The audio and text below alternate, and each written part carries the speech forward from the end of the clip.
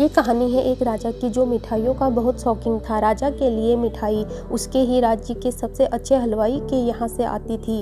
रोज की तरह राजा मिठाई खा रहा था, तभी उसने देखा कि उस मिठाई के डिब्बे में एक मक्खी मरी हुई है। ये देखकर राजा को बहुत गुस्सा आया। बात तो छोटी सी, लेकिन वो तो राजा था, उसके लिए ये बात कोई छोटी नहीं थी।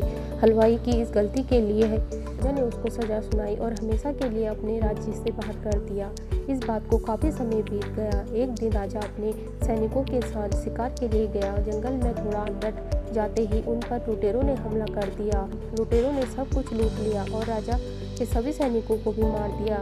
राजा किसी तरह अपनी जान बचाकर वहां से भाग गया और दूसरे राज्य की सीमा में पहुंच गया। कुछ देर में अंधेरा हो गया और अगले दिन वो राजा उस राज्य के लोगों से मदद मांगने के लिए गया, लेकिन दूसरे राज्य के लोगों ने उसे भिखारी समझकर उसकी तरफ ध्यान भी नहीं दे रहे थे। वो राजा भूखा प्यासा एक जगह पर ही पड़ा रहा। थोड़ी देर बाद एक व्यक्ति उस राजा के पास आया और बोला, महाराज आप यहाँ इस हालत में कैसे? कौन हो तुम और मुझे कैसे जानते हो? उस व्यक्ति ने कहा, महाराज मैं वही हलवाई हूँ जो अक्सर आपके महल में मिठाई भेजा करता था। राजा ने उसे सारी बात बताई। उस हलवाई ने राजा की मदद करी और उसे वापस अपने राज्य भेजने का सारा इंतजाम भी कर दिया। वापसी के वक्त राजा ने उस हलवाई को वापसी अपने राज्य में चलने को कहा, लेकिन हलवाई बोला, महाराज राज्य में मेरा बहुत नाम है, मेरी बनाई मिठाई इस पूरे राज्य में फेमस है, यहाँ आकर मैं काफ़ी अमीर बन गया हूँ।